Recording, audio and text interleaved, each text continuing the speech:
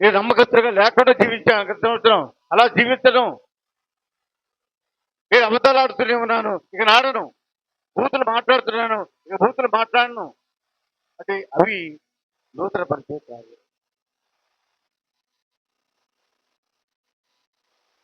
అప్పుడు మాత్రం మన జీవితంలో మన కార్యాలు స్థిరపరచబడతాయి తప్ప. ఏదో చూద్దాం చెప్పండి, మీరంతా ప్రత్యేకమైపోతున్నారా?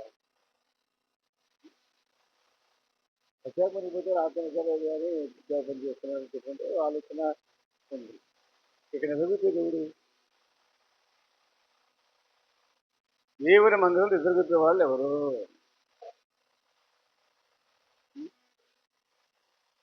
ఎవరు మన అధికారి? ఆలోచించండి. ఇక్కడ తర్వాత చదువుతున్నా. సంవత్సరం జరుగుతుండగా నాకు తెలియచేయము, కోపించుచునే వాత్సల్యమును జ్ఞాపకాన్ని తెచ్చుకోయ్యా. కోపడుతున్నావు, బాగా వినండి మాట. కోపడుతున్నావు. కోపం అంటే ఏంటి? జబ్బులు వస్తున్నాయి, అనారోగ్యం వస్తూ ఉంది, పేదరికం దరిద్రం వస్తూ ఉంది, కుటుంబంలో సమాధానం లేదు, బిడ్డలు సమాధానంగా లేరు, భర్త సమాధానంగా లేడు, భార్య భర్తలో సయోధ్య లేదు. ఈ కోపం మా మీద చూపిస్తూనే ఉన్నావు, అయినా మళ్ళా ప్రేమిస్తున్నావు. కోపడుతున్నావు. మనం అనుకుంటాము దేవుడి మీద, దేవుడు ఏదో మమ్మల్ని తక్కువ చూస్తున్నాడు, ఏంటి మాకే రావాలి ఈ శ్రమలు, మాకే రావాలి కష్టాలు. నువ్వేం చేస్తున్నావు దేవుడికి? దేవుడి కోసం నువ్వు ఏం చేస్తున్నావు? నమ్మకంగా ఉన్నావా? యథార్థంగా ఉన్నావా? భక్తి కలిగి ఉన్నావా? నువ్వు చేసే పనులన్నీ మనం చేస్తూ ఉండాలా? దేవుడి మన పట్ల మంచి కార్యాలు చేస్తా దీవించి హెచ్చిస్తూ ఉండాలి. ఎలా సాధ్యమండి ఇది?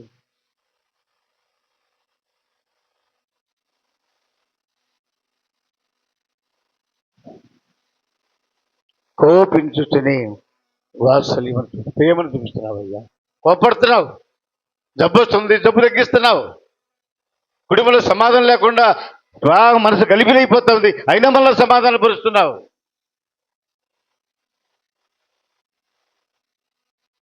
ఈ దేవుని బిడ్డలారా, బిడ్డలు క్రమశిక్షణ కలిగి సత్ప్రవర్తన నడుస్తూ తల్లి తండ్రికి విధేయత చూపిస్తూ నడవగలిగినప్పుడు మాత్రమే భర్త అలవాట్లు మానుకొని క్రమపరచబడి భార్య మాట వినడానికి, భార్య భర్త మాట వినడానికి కనుక ఈ రెండు కలిస్తే ఆ కుటుంబం దీవెనకరంగా ఉంటుంది. భర్త మాట భార్యకి ఇష్టం కాక, భార్య మాట భర్తకి ఇష్టం కాక ఉన్నప్పుడు సమాధానం ఎట్లా ఉంటుందంటే, అక్కడ దేవుడు ఉంటాడు. అసలు దేవుడు ఉంటాడు, అక్కడ వెళ్ళిపోతాడు ఆయన.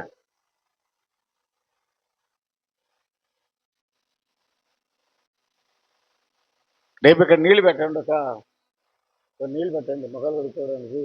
కొన్ని నీళ్ళు పెడితే ప్రశాంతంగా అందరూ మొక్కలు కడుక్కోవస్తాయి. వేరే చెప్పండి హల్లెలూయా. ఈరోజు 1వ తారీఖు ప్రభు దినం. ఇది దేవుడు ఇక్కడ ఉన్నాడు, ఆయన చూస్తున్నాడు.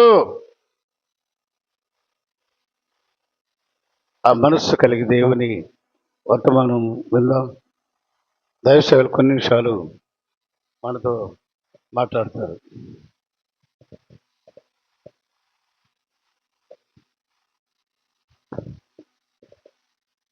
Praise the Lord. Hallelujah, hallelujah, hallelujah. మీ అందరికీ కూడా నూతన సంవత్సర శుభాకాంక్షలు. దేవుడు తన కృపను అనుగ్రహించి ఈ సంవత్సరం అనే దయా కిరీటాన్ని నీకు నాకు మనకు అనుగ్రహించినటువంటి ఆ గొప్ప దేవుడు ఈ ఉదయకాలము మనమందరం కూడా సంతోషభరితులమై మరలా తిరిగి ఆ నూతన సంవత్సరం అడుగు పెట్టడానికి దేవుని యొక్క కృప మాత్రమే. కొంతమంది 31వ తేదీ రేపు చూద్దాం అనుకున్నారు, కానీ కుదరలా. మన చేతుల్లో లేదు, సమస్తము దేవుని వశంలో ఉన్నాయి. దేవుడు నీకు నాకు మనకు ఈ నూతన సంవత్సరాన్ని అనుగ్రహించాడు అంటే ఆయన నీ పట్ల ప్రణాళికను నేను గమనించాలని ఆయన కోరుకుంటున్నాడు. కనుక దేవుడిచ్చినటువంటి ఈ కృపను బట్టి సమస్త ఘనత దేవునికి కలుగునగాక. హల్లెలూయా, హల్లెలూయా. ఇన్ని ఏళ్ళు గడచినా, ఎన్ని తరాలు మారినా, ఎన్ని ఏళ్ళు గడచినా, ఎన్ని తరాలు మారినా, మారని మారదుని మారని నీది యేసయ్యా, మారని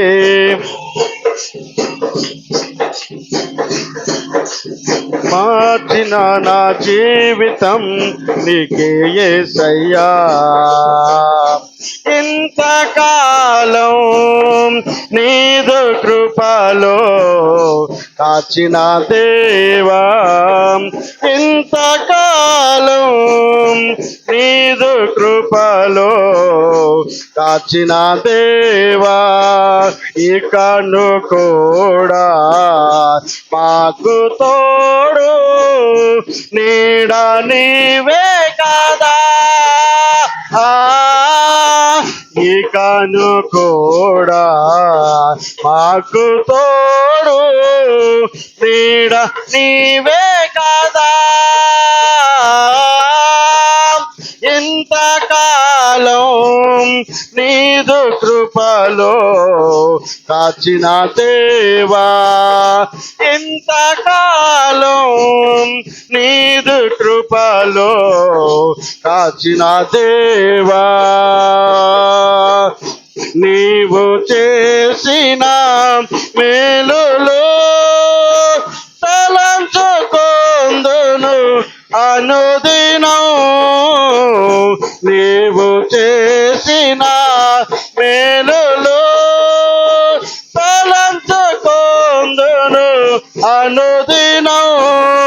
నా స్తుతి స్తోత్రము నీకే యేసయ్యా, వేరుగా ఏమియో చెల్లించలేనయ్యా.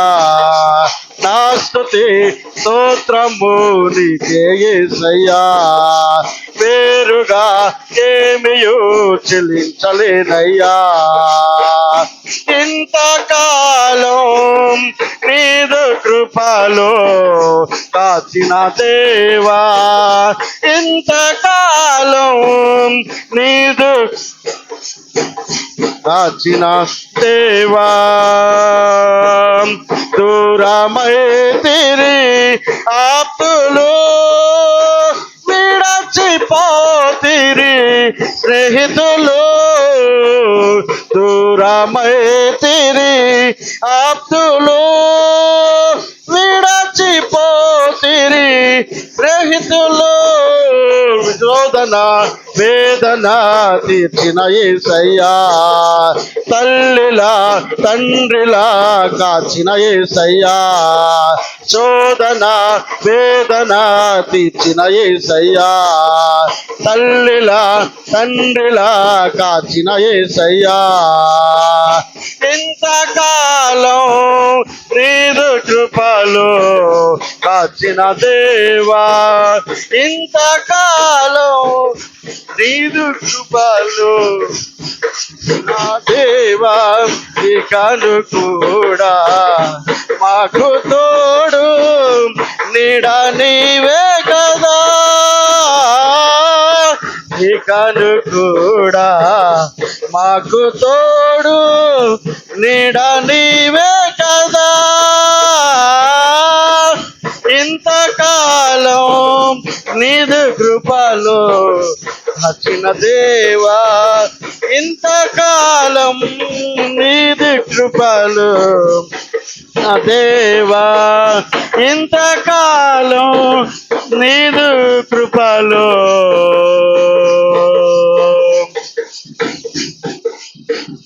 కాచిన దేవా. మహాగణుడు అయిన తండ్రి, గొప్ప దేవ, సర్వశక్తిమంతుడా, నీకు వందనాలు స్తోత్రాలు చెల్లిస్తూ ఉన్నాం ప్రభు. ఏ యోగ్యత లేనటువంటి మమ్మల్ని నాయన ఈ సంవత్సరం అనే దయా కిరీటాన్ని మాకు ఇచ్చావు నాయన. దేవా, ఇకను కూడా ప్రభా మాకు దేవుడవు నీవే నాయన. దేవా, నీకే వందనాలు స్తోత్రాలు చెల్లిస్తూ ఉన్నాం ప్రభా. దేవా, ఈ విధి కాలము చేరువచ్చినటువంటి బిడ్డలను ప్రభా, ఈ నూతన సంవత్సరంలో నీ మందిర ఆవరణలకు ప్రవేశించినటువంటి బిడ్డలను ప్రభా ఆశీర్వదించండి, దీవించండి నాయన. నూతనమైనటువంటి ఆలోచనలతో నేను ఎదుర్కొనేటువంటి కృపను అనుగ్రహించండి నాయన. బిడ్డలందరినీ బలపరచండి నాయన.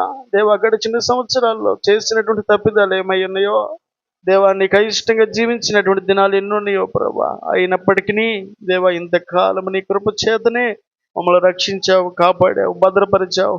ఎన్నో ఒడిదుడుకుల్లో కూడా ప్రభా మరలా తిరిగి నడిపిస్తున్నటువంటి గొప్ప దేవుడు నాయన. మీరు ఇచ్చినటువంటి ధన్యత దేవా, మీరు ఇచ్చి మా పట్ల చూపించినటువంటి కృపను బట్టి దేవా నీకే స్తోత్రాలు చెల్లిస్తూ ఉన్నాం ప్రభా. నేను మహింపరుస్తూ ఉన్నటువంటి బిడ్డలందరినీ ప్రభా మీరు దీవించి ఆశీర్వదించి మీ నామానికి మహిమ ఘనత తెచ్చుకోమని వేడుకుంటూ యేసు నామములో అడిగి వేడుకుంటూ ప్రార్థించి పొంది ఉన్నాం మా పరమ తండ్రి, ఆమేన్.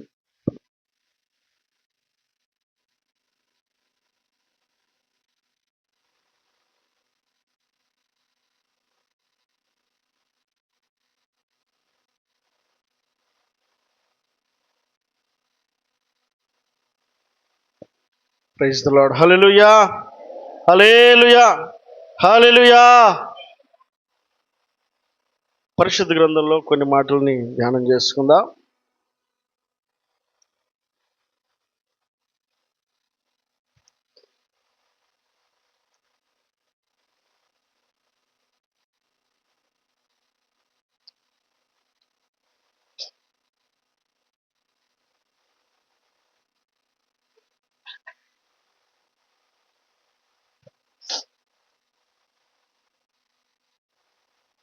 జకర్యా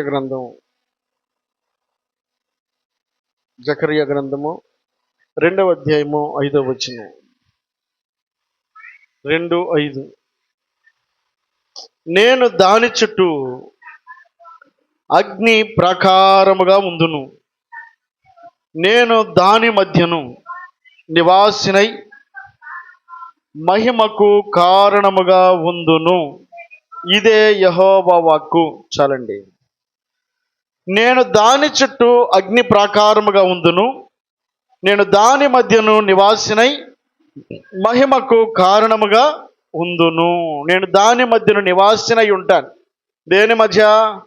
దేవుడు గడిచినటువంటి 2025 సంవత్సరము తన రెక్కల చాటును భద్రపరిచినటువంటి దేవుడు తన కృప తన సన్నిధిని మనకు అనుగ్రహిస్తూ ఈ 2026వ సంవత్సరం అనే దయాకిరీటాన్ని మనకు అనుగ్రహించినటువంటి దేవుడు నీకు నాకు మనందరికీ ఇస్తున్నటువంటి చక్కటి వాగ్దానము, నేను దాని మధ్యను నివాసినై ఉందును.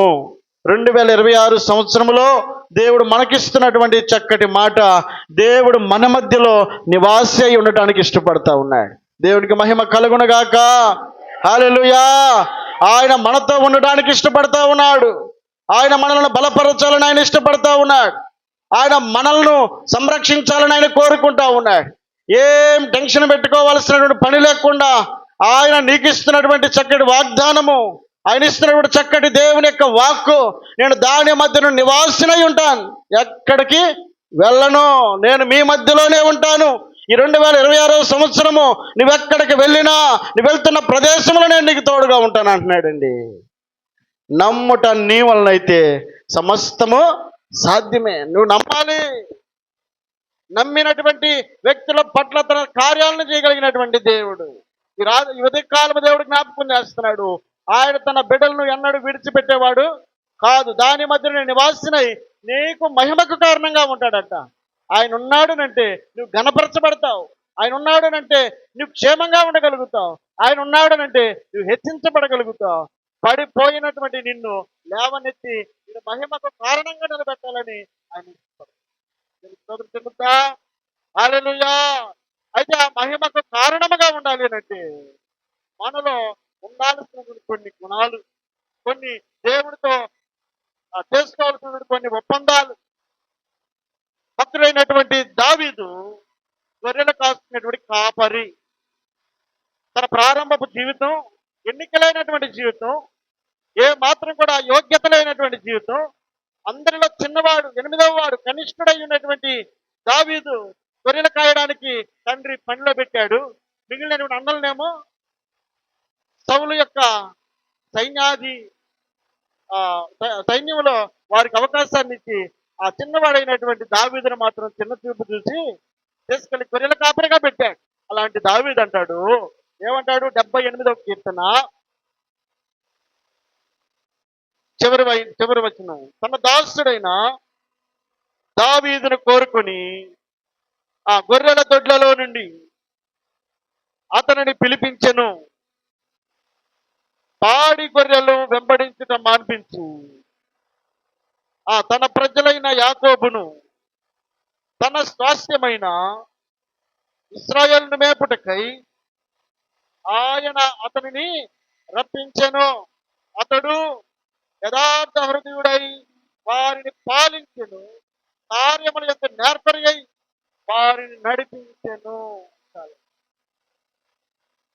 దావీదు యొక్క స్థితి, దావీదు యొక్క స్థానము గొర్రెల దొడ్డిలో కాపరిగా ఉన్నటువంటి దావీదు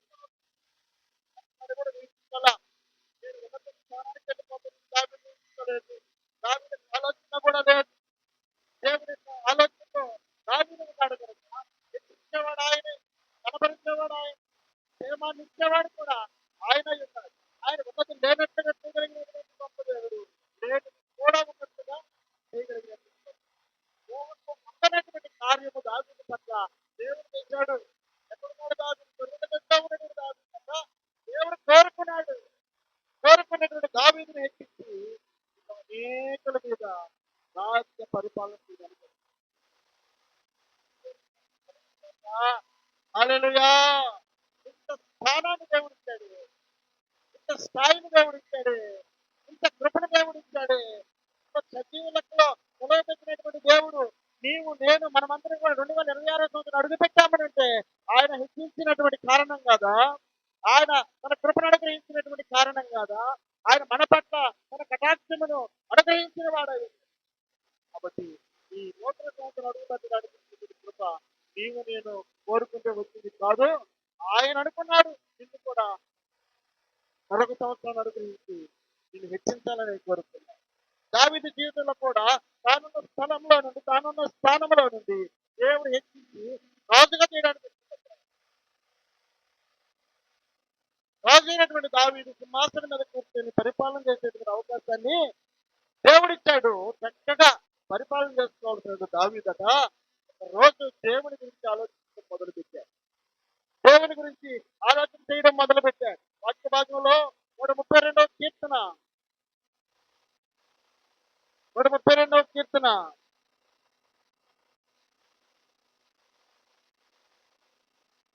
వచనం నుండి, అతడు యెహోవాతో ప్రమాణ పూర్వకంగా మాట ఇచ్చి యాకోబు యొక్క బలిష్ఠునికి మొక్కుబడి చేసెను. ఎట్లనగా యెహోవాకు నేను ఒక స్థలము చూసే వరకు యాకోబు యొక్క బలిష్ఠునికి ఒక నివాస స్థలము నేను చూసే వరకు నేను నివసించే స్థానమైన గుడారములో నేను ప్రవేశింపను, నేను పరుండు మంచము మీదకి ఎక్కను, నా కన్నులకు నిద్ర రానియను, నా కన్నురెప్పలకు కునికిపాటు రానియను. తీర్మానం చేసుకున్నాడు. పొందిన మేలును బట్టి, పొందిన ఉపకారమును బట్టి ఏ మేలైతే దావీదు కలిగి ఉన్నాడో ఆ మేలు పొందుకున్నటువంటి దావీదు దేవునికి కృతజ్ఞత కలిగి ఉన్నాడు. దేవుని కొరకు నేను ఏదో ఒకటి చేయాలని ఆశపడతా ఉన్నాడు. ఈ ఉదయకాలము దేవుడు నీకు కూడా సంవత్సరమైన దయాకిరీటాన్ని అనుగ్రహించాడు కనుక ఎరిగినటువంటి నీవు, అయ్యో నా తోటి వారు లేదా నాకు తెలిసినటువంటి వారు అనేకుల కంటే దేవుడు నాకు ఇచ్చినటువంటి ఈ ధన్యత ఎంతో గొప్పది. ఈ భాగ్యములు నేను అనుభవిస్తా ఉన్నానంటే ఆయన కేవలం తన కృప మాత్రమే. కాబట్టి ఆ కృపను బట్టి దేవానికి వందనాలని చెప్పి ఆయన కోసం తీర్మానం చేసుకోవాల్సినటువంటి వ్యక్తులమై ఉన్నాం. ఈ నూతన సంవత్సరంలో ఊరికి తీసుకుని వెళ్ళిపోవడం కాదు, నేను పొందాను కనుక నా దేవుని కోసం నేను ఏదో ఒకటి చెయ్యాలి. దావీదు మనసులో ఉందట, నువ్వు ఎక్కడో ఉన్న నా స్థానము గొర్రెల దొడ్డిలోనే ఉన్న నా స్థానాన్ని దేవుడు హెచ్చించి ఇగో ప్రజలందరినీ పరిపాలించే రాజుగా నన్ను చేశాడే, కాబట్టి ఈ పొందిన మేలను బట్టి దేవునికి నేను ఏదో ఒకటి చేయాలనుకుంటున్నాను. ఏదో ఒకటి చేయాలనుకునేటువంటి మనసులో తనకు వచ్చినటువంటి తలంపు ఏంటంటే, ఇక దేవుని కోసం నేను ఒక మందిరాన్ని, అప్పటి వరకు దేవుని యొక్క మందసము డేరాలో ఉంచబడతా ఉంది. ఆయనకంటే ఒక ప్రత్యేక స్థానాన్ని ఎవరు కల్పించలేకపోయారు. దేవునికి ఇవ్వాల్సిన ఘనతను ఎవరు ఇవ్వలేకపోయారు. కాబట్టి దేవుని యొక్క నివాస స్థలము డేరా మధ్యలో ఉండకూడదు, ఆయనకు ఒక దేవాలయం నేను కట్టాలనుకున్నాడు. మనం కూడా కొత్త సంవత్సరం చాలా తీర్మానాలు చేసుకుంటాం. అది చేయాలి, ఇది చేయాలి, అలా ఉండాలి, ఇలా ఉండాలి అని. మంచిదే కదా. అలాగే దావీదు కూడా తన జీవితంలో పొందిన మేలును బట్టి తీర్మానం చేసుకున్నాడు. దేవునికి ఒక మందిరం కట్టాలనుకుంటా ఉన్నాడు. దేవుని కోసం నేను కూడా ఏదో ఒక పని చేయాలనుకుంటా ఉన్నాడు. ఆ పని చేయడానికి దావీదు తన సేవకుడికి తెలియపరచడానికి ఇష్టపడుతున్నాడు. నాతాను ప్రవక్తకి చెప్పాడు, అయ్యా నా మనసులో ఆయనకు ఒక మందిరం కట్టాలనుకుంటున్నాను, కాబట్టి ఏమంటావయ్యా అని అంటే, ఆయన అంటాడు, చదువుదాం ఒక మాట. అక్కడ 2 సమూయేలు గ్రంథం 7వ అధ్యాయం మొదటి వచ్చి, 2 సమూయేలు 7వ అధ్యాయం మొదటి వచ్చి,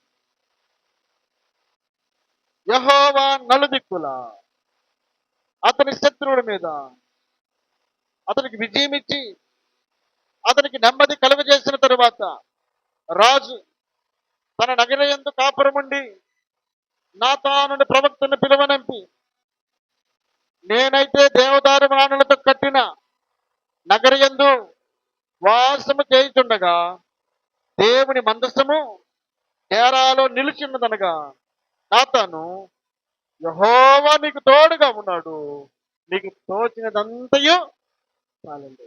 సేవకుని యొక్క పర్మిషన్ కూడా వచ్చిందండి. తన మనసులో ఉంది, దేవుని కోసం నేను ఈ పని చేయాలనుకున్నాను. మంచిదే. చాలా మంది దైవజనులతో చెప్తారు, అయ్యా నేను ఇది చేయాలనుకుంటున్నాను అంటే. దేవుని పని కోసం దైవ సేవకులు తప్పక ప్రోత్సహిస్తారు. దేవుడు కూడా చేయాలనుకున్నటువంటి పని దావీదు మనసులో ఉండగా దేవుడు కూడా ఇష్టపడ్డాడు. శభాష్ అనుకున్నాడు. ఏ మాత్రం కూడా మర్చిపోలేదు. దావీదు చేసిన మేలు గుర్తుపెట్టుకున్నాడని ఆయన కూడా సంతోషిస్తా ఉన్నాడు.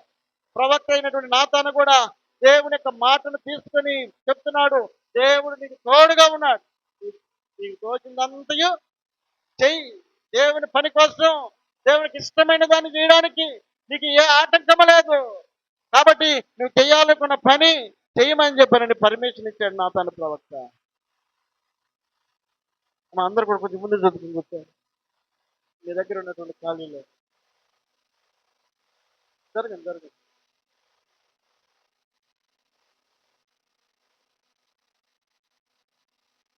Praise the Lord. Hallelujah, hallelujah. కాబట్టి ప్రవక్త అయినటువంటి నాతాను చెప్పినటువంటి మాట దావీదు విని దేవుని యొక్క పని చేయాలని పూనుకోవడానికి ఇష్టపడ్డాడు. చాలాసార్లు మనం తీసుకునేటువంటి తీర్మానాలు, మనం చేసేటువంటి ప్రతి ఆలోచన దేవుడు గమనిస్తూ ఉంటాడు. మనం చేయాలనుకున్నటువంటి మంచి ఏదైతే ఉందో, మనం చేయాలనుకున్నటువంటి మేలు ఏదైతే ఉందో, ఆ మేలు చేయడానికి నువ్వు చేయదలిచినటువంటి మేలు చేయక మానొద్దునని దేవుని వాక్యం సెలవిస్తాయి. మనం ఏదైతే దేవుని కోసం చేయాలనుకుంటామో, అది చిన్నదే కావచ్చు, పెద్దదే కావచ్చు, నీకున్న దానిలో నువ్వు ఏదైతే, అగో దేవా ఇక్కడి నుంచి నేను నాకున్న అలవాట్లను మార్చుకుంటానయ్యా, అది కూడా దేవుడు సంతోషిస్తాడు. దేవా నీ కోసం నేను ఈ పని చేద్దాం అనుకున్నానయ్యా, అది కూడా దేవుడు సంతోషిస్తాడు. నువ్వు ఏ తీర్మానం అయితే నీ హృదయంలో కలిగి ఉందో, దేవుని గణపరచడానికి, మనల్ని మనం గణపరచుకోవడానికి కాదు, దేవుని నామాన్ని హెచ్చించడానికి నువ్వు చేయాలనుకున్న పని ఏదైతే ఉందో, అది తప్పక దేవుని యొక్క ఆశీర్వాదాన్ని తీసుకొస్తుంది. దావీదు జీవితంలో కూడా అలాగే జరిగింది. తన మనసులో ఉన్నటువంటి ఆలోచనను దేవుడు అంగీకరించాడు, దేవుడు ఇష్టపడ్డాడు. ఇవి నేను ఇట్లా ఉండాలి, ఇది చేయాలని దావీదు మనసులో ఉండగా దేవుడు తనకిచ్చినటువంటి ఆశీర్వాదము మనం ఆలోచన చేద్దాం. ఏ తీర్మానం అయితే మన జీవితాల్లో మన మనసులో ఉంటుందో, ఆ తీర్మానము మనకు ఆశీర్వాదాన్ని తీసుకొచ్చేదిగా ఉండాలి, మనకు దీవెనని తీసుకొచ్చేదిగా ఉండాలి. వాక్యం సెలవిస్తా ఉంది, నాతాను ప్రవక్తకు చెప్పగానే వెంటనే చేయడానికి గ్రీన్ సిగ్నల్ ఇచ్చాడండి. మరి అలాంటి మంచి పని చేయడానికి దేవుడు ఇష్టపడితే దేవుడు మేలు చేయకుండా ఉంటాడా దావీదు జీవితంలో? ఎందుకు చేయకుండా ఉంటాడు? మనం చేస్తున్న పని మంచిదైతే, నోరు మంచిదైతే ఊరు ఎవరు బాగలేరని అంటే మరి అందరు బాగలేనప్పుడు మన పరిస్థితి, మన నోరు మంచిదైతే ఊరు కూడా మంచిది అవుతుందంటే అంత దావీదు యొక్క మనసులో ఉన్న ఆలోచన దేవునికి ఇష్టమైనదిగా ఉందంటండి. చేసినటువంటి మంచి ఆలోచన బట్టి దేవుడు దావీదుని ఆశీర్వదించడానికి ఇష్టపడుతున్నాడు. చదువుదాం ఒక మాట, 8వ వచనం. కాబట్టి నీవు నా సేవకుడకు దావీదుతో ఇలాగ చెప్పుము, సైన్యములకు అధిపతియగు యెహోవా నీకు సెలవిచ్చినదేమనగా, గొర్రెల కాపులోనున్న నిన్ను గొర్రెల దొడ్డిలో నుండి తీసి ఇశ్రాయేలులను నా జనుల మీద అధిపతిగా నియమించి తిని. దేవుడు చేసిన మేలు, దావీదు యొక్క మనస్సు దేవునికి ఇష్టమైనదిగా ఉండటానికి, దావీదు పట్ల దేవుడు చేసిన మేలు ఏదైతే ఉందో అది దేవుడు మరలా తిరిగి జ్ఞాపకం చేస్తున్నాడండి. ఇక దావీదు గొర్రెల దొడ్లో ఉండగా నేను హెచ్చించి, నేను తోడుగా ఉండి ఏం చేశాడు, నా జనుల మీద అధిపతిగా నియమించి తిని. దావీదు జీవితంలో పొందినటువంటి మొట్టమొదటి మేలు ఏంటి అంటే, గొర్రెల దొడ్డిలో నుండి ప్రజలను పరిపాలించే రాజుగా దేవుని యొక్క దీవెన దావీదు పొందగలిగాడు. రెండవది మనం అక్కడ చూసినప్పుడు 9వ వచనంలో, నీవు పోవు చోటనెల్లను నీకు తోడుగా ఉండి నీ శత్రువులందరినీ నీ ఎదురు నిలవకుండా నిర్మూలన చేసి లోకములోని గనులైన వారికి కలుగు పేరు నీకు కలుగ చేసి ఉన్నాను. దావీదు పోవు ప్రతి చోటనెల్లా దేవుడు దావీదుకు తోడుగా ఉన్నాడు. అంత మాత్రమే కాదు, లోకములో గనులైనటువంటి వారికి కలుగు పేరు నీకు కలుగ చేసి ఉన్నాను. నేనెక్కడ కూడా నేను తక్కువ చేయలేదు. దావీదు యొక్క తీర్మానము దావీదును ఘనపరచడానికి కారణమైందండి, దావీదును హెచ్చించడానికి కారణమైంది.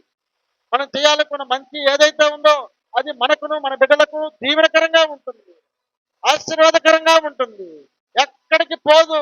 బ్యాంకులో 1,00,000 రూపాయలు లేకపోతే 50,000 వేసామండి, సంవత్సరం తర్వాత పోయి అది నాకు కావాలంటే ఇస్తారా లేదా, ఇంకా వడ్డీతో కూడా కలిపి ఏమి ఇలా అక్కడికి పోయి నాకు కావాలంటే వస్తుందా, రాదు కదా.